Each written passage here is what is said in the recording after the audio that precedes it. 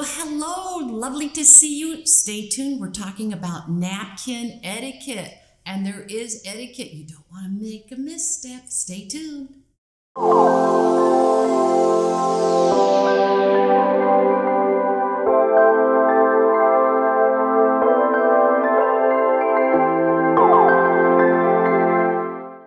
hello, and so happy to see you. If you're new, welcome.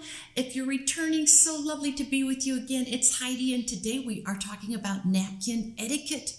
Oh, there's a whole thing to napkin etiquette and a few cool origin stories. So please stick with me. You're going to love this video.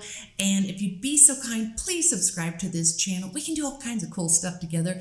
Like the video and drop me a comment. What are your thoughts on napkin etiquette? Okay, so here I am seated at this nice place setting, and I have a napkin is placed in the center of my plate, or it could be placed to the left of the forks. Either is correct.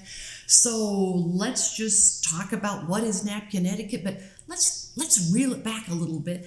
Where did they come from? How long have we been using etiquette for napkins? How long have we been using napkins?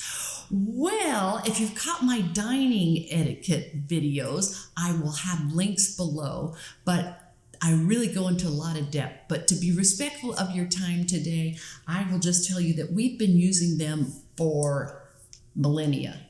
The Spartans, yes, those guys, we're talking ancient Greece. The Spartans were some of the first to have one of the earliest napkins, if you will. That was at the end of the night, because in those days they ate with their fingers and the knife. The only utensil was the knife, and it belonged to them. You brought your knife, you had your knife on your person at all times, and that's what you used, and your fingers. So at the end of the night, your hands were a mess, so the Spartans would take a piece of bread, of the inner side, the soft piece of bread, roll it around their hands to get off any drippings, any whatever is on their hands. And what is cool about this story is then they take it, roll it into a ball after the hands are clean, and they toss it onto the floor to the dogs that were waiting, because you took your dog with you to dinner. It's kind of nice. I'm a dog person. Okay, so now we're in ancient Rome, and the ancient Romans, they had napkins. They had a large napkin, because the ancient Romans, they dined in the prone position. They were basically lying down, propped up on one elbow, with little tiny tables for each person. And their napkins were called mappas. It was sort of like a bed sheet, all covered you, because food was everywhere. And it doubled as sort of like the first doggy bag, because at the end of the evening, whatever was left over, you could wrap up in your napkin, your mappa, throw it over your shoulder and head home. So that's kind of cool. But, after the fall of the Roman Empire, etiquette, napkins, all these things of refinement were lost for centuries, until now we are in Italy during the Italian Renaissance. And things are starting to kick up a bit, because we have tablecloths. The tables, that's a whole nother story. You got to catch the dining etiquette about tables. They had a tablecloth, and people were starting to use the tablecloth to wipe their hands. And that's not nice. That was not very good. So then what they said, well, we'll have a communal napkin. And they had a big piece of cloth over a rod fixed to a wall, and everybody would go over there and use this same communal napkin. And that's not so great. We can do better. So who came up with an idea, sort of was really bringing back what we had done centuries earlier, but to them it was all new. Yes, someone sketched out something and said, this is a napkin and we can start using this. We need to be more refined when we're dining. And do you know who that was? Well, it's your friend and mine, Leonardo da Vinci. Yes, that guy, what an amazing person. Well, one of his many inventions was a napkin, which was a very small thing in his day. What he imagined was very small. So he said, let's have a dinner, and I'm going to break out my new invention, napkins. And so he gets everybody together, and they all sit down, and there's this little square piece of cloth there. And everybody said, well, what the heck's this? What am I supposed to do with this, Leonardo? Some were sitting on it, some just plunked it on their heads. And he's trying to tell everybody, no, this is for your hands. So sort of kind of a cool story. And it goes throughout the ages, and we get to Versailles and Louis XIV, and he really gave us the etiquette that I'm going to tell you today. So the etiquette involved with napkins, when you sit down, trick question, and if you've seen my other videos, you'll know the answer. Trick question. When you sit down, do you immediately put your napkin on your lap? The answer is depends. If there is a host, you wait for the host to put their napkin on their lap, and that signals the meal has begun, and then everyone else follows suit. They take their lead from the host. That came from Louis XIV at Versailles. Yes, that guy, the Sun King, he was amazing. Okay, so what if there's no host? I'm just out with family or friends. It's very casual, it's very informal. I'm at home or a casual restaurant. Then yes, when you sit down, put your napkin on your lap. Okay, so I'm going to do that. Now, is there etiquette about how you put your napkin on your lap? Well, there are two schools of thought. This is sort of a larger napkin. Here, I'm going to give you both. You do what you like. Okay, some say put the fold down towards your knees with the open side facing you. Now, the thinking for this is that if you need to blot something, and napkins are only used to blot. They are not a big wiping thing.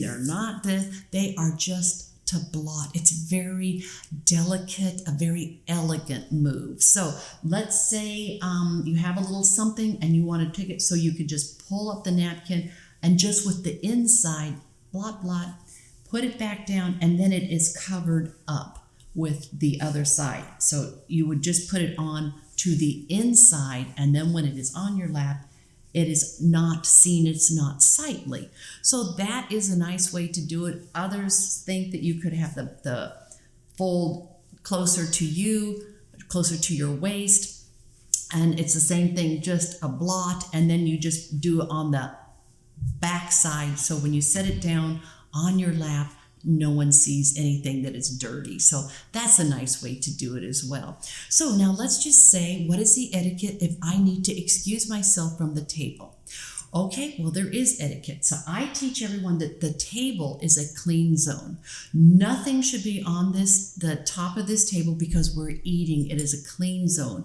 And if I need to excuse myself for whatever reason during the dinner, I would not put my napkin on the table because it is soiled. So what would I do? I would just gently pull my napkin up. I would get up discreetly, quietly, don't make a big announcement, and then I would just place it on my seat. I'd go do whatever I need to do. I would come back to the table. I would take my napkin, I'd sit down, and then I would put my napkin back on my lap and resume the dinner. Okay, so this is all great. And now you say, but at the end of the meal, Heidi, where does my napkin go? Okay, well, again, remember our friend Louis XIV? We have a lot of friends tonight. I know, and they're all amazing. Okay, so what he decided we're going to do, and we have still been doing this since Louis XIV. Okay, so he said at the end of the meal, he as host, so whomever your host is, will take their napkin and they will put it. Don't fold it back the way it was. No, you do not want to do that. That signals that your host doesn't have enough money to have any more napkins or to have them laundered. So you don't fold them up the way they were folded when you sat down. You just gently pick your napkin up and you place it to the left of where your plate and your forks go. Now, perhaps during the meal, your plate was taken away, your utensils were taken away. You would place it to the left of where everything had been.